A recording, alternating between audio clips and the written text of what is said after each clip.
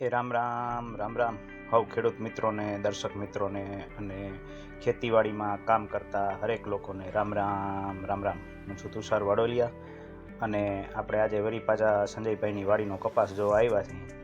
તમે જોઈ રહ્યા છો કપાસ બહુ સારો છે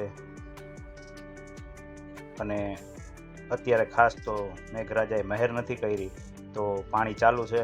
પાવર ઘણી આવ જાવ કરે છે પણ હાઈલે રાખે. ધીરે ધીરે એક પાટલું મૂકી અને એક પાટલામાં પાણી વારી રહ્યા છે. કાકા પાણી વારતા હતા, તમે જોયું.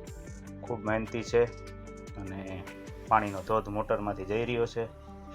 જુઓ તમે, ભારી પાણી જાય છે અને હવે ધીરે ધીરે આપણે કપાસ બાજુ જાશું. આ વાડીમાં કૂવો આવેલો છે.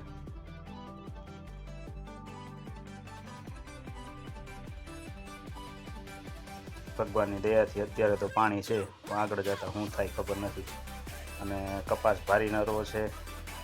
કાકા આમાં એક પાટલું મૂકીને એક પાટલામાં પાણી પીવડાવે છે તાકી ઝડપથી પાણી આખા કપાસને મળી જાય. અને જો બાપલીઓ મેઘરાજા હવે વરસે તો એની ભલાઈ, બાકી નકરામાં પાણી વારીને લાંબા થઈ જવાના છે. પાણીનો ધોરિયો ધોધમાર વયો જાય છે.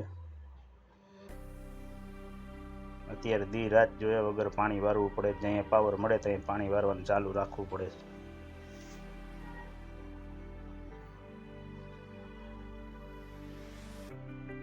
ધોરિયાથી છેક વાડીના છેડા સુધી ધોરિયો વયો જાય છે અને હજી બહુ હૂક નથી આવી એટલે ફટાફટ પાણી ફરી જાય છે.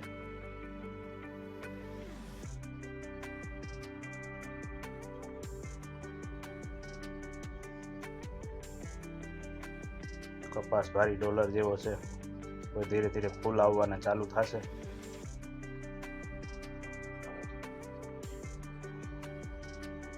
આ થોડું બકાલું આવ્યું છે મોઢા આગળ.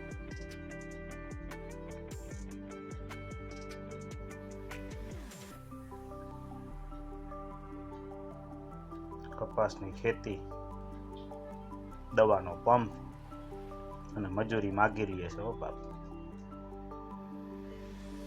તડબડાટી.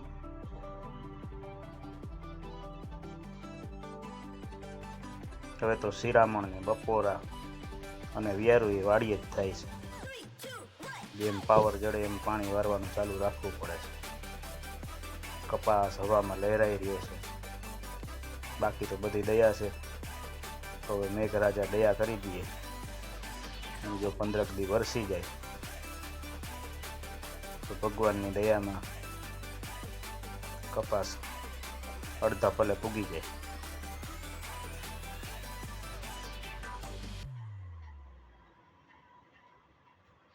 ખૂબ જ સરસ કપાસ છે.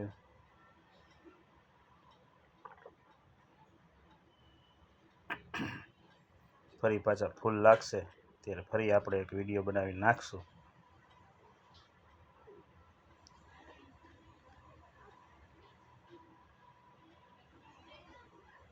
જ્યાં લગીન વાવમાં પાણી છે ત્યાં લગીન આપણે વારવાનું છે.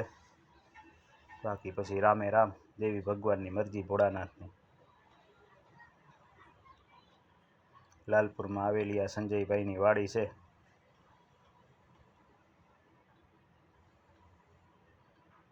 બાકી તો ભોળેશ્વર દાદાની કૃપા થશે એવો વિશ્વાસ છે.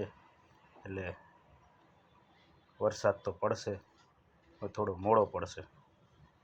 સાતમ ઉપરની વાત હતી પણ હવે સાતમ ઉપર થયો વરસાદ